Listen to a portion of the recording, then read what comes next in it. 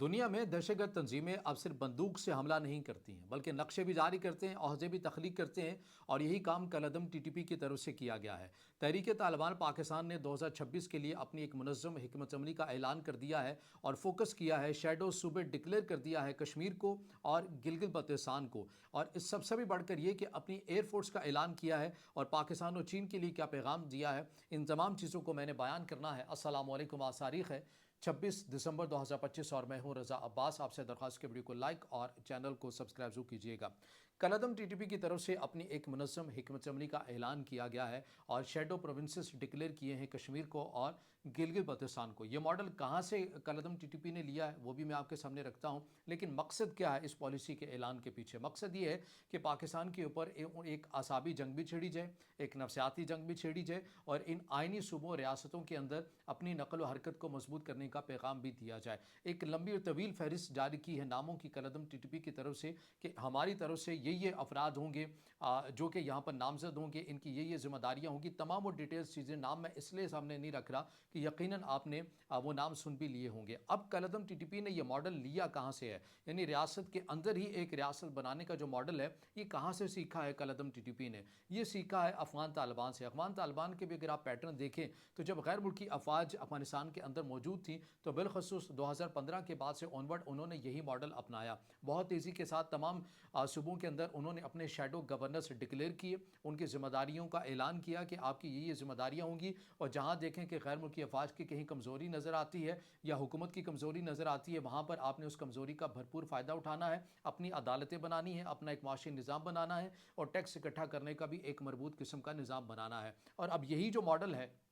وہ کالعدم T T P کی طرف سے لیا گیا ہے، اور اس بار جو فوکس ہے وہ کشمیر کو اور گلگت بلتستان کو کر لیا گیا ہے۔ اس سے پہلے آپ کو پتہ ہے کہ بلوچستان میں اور خیبر پختونخوا کے اندر یہ جو تنظیمیں ہیں یہ تو دہشت گردانہ کارروائیاں کر ہی رہی ہیں، اور کالعدم ٹی ٹی پی اور کالعدم بی ایل اے کا اتحاد بھی کسی سے چھپا ڈھکا نہیں ہے۔ لیکن اصل مسئلہ اب یہ درپیش آ رہا ہے کہ کالعدم ٹی ٹی پی اور کالعدم بی ایل اے جن کے ہینڈلر ہیں یا جن کے ربوٹ بنے ہوئے ہیں، وہ ان سے یہ کہہ رہے ہیں کہ ہم آپ کو اتنا پیسہ دیتے ہیں، اتنے وسائل دیتے ہیں، مگر اس کے باوجود بھی آپ پاکستان کو روک نہیں پا رہے۔ بین الاقوامی جو سرمایہ کاری آنی ہے، آپ ان پروجیکٹس کو ناکام نہیں کر رہے۔ اس کے باوجود گوادر کے اوپر کام ہوتا ہے، کسی حد تک سی پیک کے اوپر کام ہوتا ہے، پاکستان تیزی کے ساتھ ان صوبوں کے اندر آپ کے خلاف کارروائیاں بھی کرتا ہے، کامیابیاں بھی ملتی ہیں، تو آپ بھرپور یا بڑے پیمانے کے اوپر کچھ کام نہیں کر رہے۔ تو لہٰذا ان تمام چیزوں کو دیکھتے ہوئے جو ان تنظیموں کو چلاتے ہیں یا تنظیمیں جن کی پراکسی ہیں، اب ان کی طرف سے انہیں نیا ٹاسک دیا گیا ہے، اور وہ کشمیر اور گلگت بلتستان کا ہے۔ اور یہ ٹاسک کوئی ایسے ہوا میں نہیں دیا گیا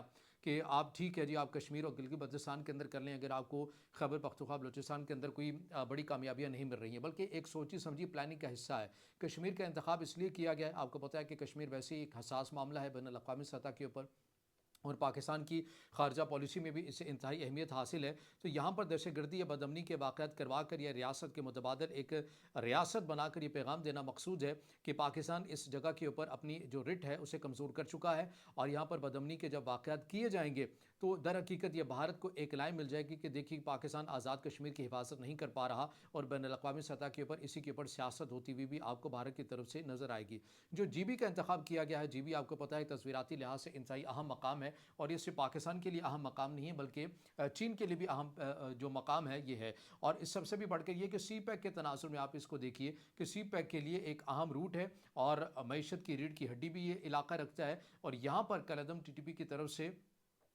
اس کو بھی شیڈو پروونس سے ڈکلیئر کرنا، شیڈو صوبے ڈکلیئر کرنا، اور یہاں بھی ریاست کے متبادل اپنی ایک ریاست کو انٹروڈیوس کروانا، یہ تمام وہ چیزیں بتا رہی ہیں کہ اس کھیل کے اندر تنہا کالعدم بی ایل اے یا کالعدم ٹی ٹی پی نہیں ہے، بلکہ پیچھے چلانے والے کچھ اور دماغ ہیں، اور سامنے جو کردار ہیں وہ آپ کو کالعدم ٹی ٹی پی اور کالعدم بی ایل اے کی صورت میں نظر آتا ہے۔ اب سوال اس سے بھی بڑھ کر یہ ہے کہ یہ سب کچھ اتنا ہو کیوں رہا ہے اور اتنی آسانی سے کیوں ہو رہا ہے؟ اس سب کا جو فیکٹر ہے وہ افغانستان ہے۔ افغانستان وہ اس طرح سے ہے کہ یہ بات تو عالمی سطح کے اوپر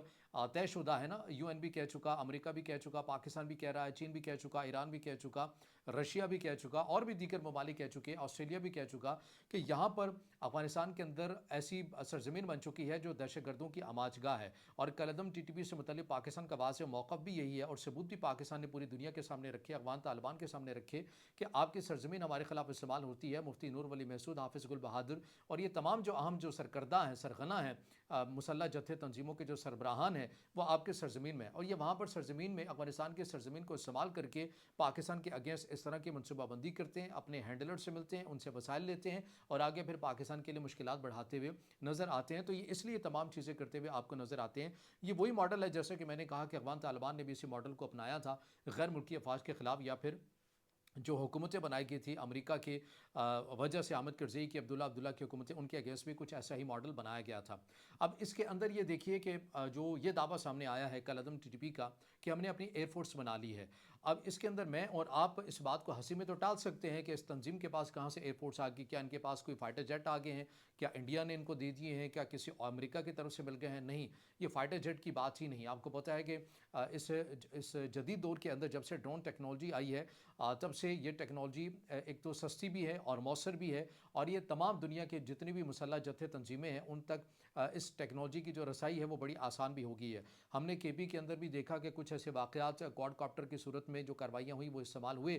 جنہیں کالعدم ٹی ٹی پی استعمال کرتی ہوئی نظر آئی، تو ایسا لگ رہا ہے کہ بڑی تعداد کے اندر یہ جو ڈرونز ہیں جو سستے بھی ہیں اور مؤثر بھی ہیں، یہ بڑی تعداد کے اندر کالعدم ٹی ٹی پی کو دے دیے گئے ہیں، اور اسی لیے اور اسی کی بنیاد پر کالعدم ٹی ٹی پی کی طرف سے یہ اعلان کیا گیا کہ اب ہماری ایک ایئر فورس بھی ہے، ہم زمینی کاروائیاں نہیں کریں گے یا زمینی کاروائیوں تک محدود نہیں رہیں گے، بلکہ اب ہم فضائی کاروائیاں بھی کریں گے ڈرونز کے ذریعے۔ یہ تمام وہ چیزیں ہیں جو پاکستان کو پیغام دیا گیا۔ پاکستان اور چین کے لیے یا پاکستان چین کی دوستی کے لیے کڑا امتحان کیوں ہے؟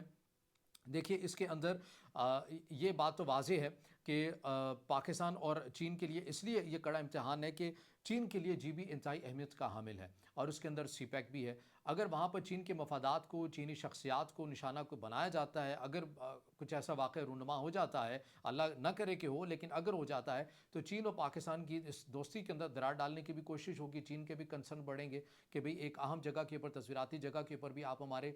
جو افراد ہیں یا جو کمپنیز ہیں آپ انہیں سیکیور نہیں کر پا رہے۔ ایک تو یہ وجہ آپ کی نظر آتی ہے، کشمیر کا جو فیکٹر ہے وہ میں آپ کو پہلے بتا چکا ہوں، لیکن سوال یہ نہیں ہے کہ کالعدم ٹی ٹی پی ریاست کے مقابلے میں ریاست بنانے کے اندر کامیاب ہو بھی جائے گی یا نہیں۔ افغان طالبان کو تو چلیے مان لیجئے کہ ایک لمحے کے لیے بیرونی قوتوں کی بھی کچھ سپورٹ حاصل تھی، اور اس سے بھی بڑھ کر یہ کہ کسی حد تک ان کی عوام بھی ان کے ساتھ تھی۔ یہاں پر کالعدم ٹی ٹی پی کے ساتھ عوام نہیں ہے کہ وہ ریاست کے مقابلے میں ایک ریاست اپنی بنا لیں گے، لیکن یہ ایک ان کا ادھورا خواب تو ہے نا کہ ہم ریاست کے مقابلے میں ایک ریاست بنا لیں۔ یہ جو ادھورے خواب ہوتے ہیں یہ پورے تو نہیں ہوتے، البتہ یہ جو ایک عملی اور مضبوط قسم کی جو ریاست ہے اسے کمزور کرنے کے لیے کسی حد تک یہ کامیابی حاصل کر لیتے ہیں۔ وہ اس وجہ سے کہ دیکھیے کہ اس پوری حکمت عملی کی وجہ ہے، بنیادی وجہ یہ ہے کہ ہم نے پاکستان کی جو آرمی ہے اس کو تقسیم کرنا ہے، اس کی صلاحیتوں کو تقسیم کر دینا ہے، اس کی مین پاور کو زیادہ سے زیادہ اپنے ساتھ انگیج کرنا ہے، اس کی فیصلہ سازی کے اندر رکاوٹ پیدا کرنی ہے، اور اس آرمی کو اس حد تک تھکا دینا ہے کہ اگر کوئی اور بڑا ملک اس کے اوپر یا اس کی آرمی کے اوپر حملہ آور ہوتا ہے تو اس کے اندر وہ سکت ہی باقی نہ رہے کہ وہ اتنے بڑے ملک کے ساتھ جنگ کر سکے، لڑ سکے، کیونکہ اس کے جو وسائل ہیں وہ تمام تر گوریلا وار کے اندر ہی سر فوج ہیں، اور اس کی جو فوج ہے وہ اسی کے اندر تھک جائے، کیونکہ آپ کو پتہ ہے کہ دو ملک اگر براہ راست آپس میں لڑتے ہیں وہ جنگ پھر بھی بڑی حد تک آسان ہوتی ہے، لیکن جو گوریلا وار ہوتی ہے یہ انتہائی مشکل ہوتی ہے۔ تو اس لیے یہ منصوبہ بنایا گیا ہے کہ پاکستان کی آرمی کو مختلف محاذوں کے اوپر انگیج رکھنا ہے۔ مقصد یہ ہے کہ پاکستان کے وسائل تقسیم ہو، فیصلہ سازی کے اندر کمزوری ثابت کر سکیں، اور پاکستان کی آرمی جو ہے اسے بڑے پیمانے کے اوپر تھکایا جا سکے۔ یہ ایک آپ کو ایک حکمت عملی نظر آتی ہے۔ اب پاکستان کو کیا کرنا چاہیے؟ دیکھیے یہ کوئی حل نہیں ہے پاکستان کے لیے بھی کہ پاکستان مذاکرات کرے، عہدی سفارتکاری کرے، ایک دن سخت بیان دے دے، اگلے دن کچھ نہ کرے، پھر آپ کے فوجی جوان شہید ہوتے ہیں۔ اب اس پالیسی سے نکلنا پڑے گا۔ دشمن آپ کو فل سکیل وار کے اندر دھکیلنا چاہتا ہے، اس کے لیے وہ تیاری کر رہا ہے، اپنی حکمت عملی کا وہ اعلان کر چکا ہے، لیکن اگر آپ بیانات کی حد تک ہی رہیں گے تو اسی طرح پھر آپ کی شہادتیں بھی رپورٹ ہوتی ہوئی نظر آئیں گی۔ لہٰذا ضرورت اس امر کی ہے کہ اب ہمیں واضح اور کھل کر ایک مربوط اور منظم قسم کی جو کاروائیاں ہیں، اگر آپ کو لگتا ہے کہ افغانستان کے اندر ایسی چیزیں ہیں تو ہمیں خطے کے ممالک کو اعتماد میں لے کر وہ تمام ثبوت ان کے سامنے رکھ کر ہمیں اپنی مٹی اور اپنے وطن کی حفاظت کے لیے ایسی جو کاروائیاں ہیں وہ ناگزیر ہیں۔ اگر آپ انہیں مزید شاید دیتے رہیں گے، کبھی قطر کے کہنے پر مہلت دیں گے، کبھی کسی اور ملک کے کہنے کے پر مہلت دیں گے، کیونکہ وہ تو نہیں رک رہے ہیں، وہ تو بیک ٹو بیک آپ کو اپنی حکمت عملی اور پالیسی اور جو اسٹریٹجی ہے وہی چینج کرتے ہوئے نظر آ رہے ہیں، لیکن آپ بیانات کی حد تک معاملے کو رہنے دیتے ہیں، سفارتکاری کی حد تک رہنے دیتے ہیں۔ آپ کو اس چیز کو ایکسیپٹ کرنا پڑے گا کہ وہ آپ کو ایک مسلسل اور نہ ختم ہونے والی ایک ایسی جنگ کی طرف دھکیلنا چاہتے ہیں جس کا مقصد یہ ہے کہ پاکستان کو تقسیم کرنا ہے، اور پاکستان کے وسائل کو تقسیم کرنا ہے، پاکستان کی آرمی کو تقسیم کرنا ہے۔ اب عالمی سطح کے اوپر وہ یہ تاثر بھی دینا چاہتے ہیں کہ پاکستان کے اندر بدامنی کے واقعات ہیں، یہاں پر اگر آپ سرمایہ کاری کریں گے تو یہ کسی کام کی نہیں، کیونکہ یہ تو پاکستان کے کنٹرول میں نہیں ہے، ہم تو یہاں پر پوری ریاست بنا کر بیٹھے ہوئے ہیں۔ اب کالعدم ٹی ٹی پی تو کشمیر اور جی بی کے اندر یہ ارادہ رکھتے ہیں کہ ہم اپنی عدالتوں کا نظام الگ بنا لیں، اپنے ٹیکس نیٹ کا نظام ایک علیحدہ بنا لیں، طاقت کے بلبوتے کے اوپر ہم لوگوں کو اپنی سوچ کے ساتھ ہم آہنگ کریں، جیسا کہ خیبر پختونخوا کے کچھ مخصوص ایریاز کے اندر ایسا نظر بھی آتا ہے۔ تو ضرورت اس امر کی ہے کہ آپ کو لگتا ہے کہ جہاں سے یہ کھیپ آ رہی ہے، جہاں سے یہ افکار، یہ نظریات آ رہے ہیں، جہاں سے یہ افراد قوت بن کر آ رہی ہے، جب تک آپ اس فیکٹری کے اوپر ایک قابل تصدیق قسم کی کاروائیاں نہیں کریں گے، تب تک آپ کو، آپ کے ملک کو اور آپ کے جوانوں کو ایک نہ ختم ہونے والی جنگ کے اندر دھکیلنے کی کوشش کی جا رہی ہے۔ تو یہ پاکستان کا بھی امتحان ہے۔ اب دیکھنا یہ ہے کہ پاکستان اس حکمت عملی کے اوپر کیسے ریئیکٹ کرتا ہے، اور آنے والے سالوں کے اندر جیسے کہ کالعدم ٹی ٹی پی نے کہا کہ 2026 کے اندر اب ہمارا فوکس ہوگا کشمیر اور جی بی، بلوچستان اور خیبر پختونخوا تو ہے ہی، لیکن اب ہم جی بی اور کشمیر کی جانب بھی بڑھیں گے۔ ان تمام چیزوں کو بھی کیسے دیکھتے ہیں ریاست پاکستان، اس کے اوپر کیسے موقف اپناتی ہے اور گراؤنڈ ریالٹیز کیا ہوں گی، حکمت عملی کیا ہوگی، اس سے جڑی جو بھی اپڈیٹس آئیں گی آپ کے سامنے رکھیں گے۔ اب اس سے جڑا آپ کا کوئی سوال ہو یا رائے ہو تو ضرور کمنٹ میں اظہار خیال کیجیے گا، ویڈیو کو لائک کیجیے گا، دوستوں کے شیئر کیجیے گا، اور اس چینل کو زیادہ سے زیادہ سبسکرائب بھی۔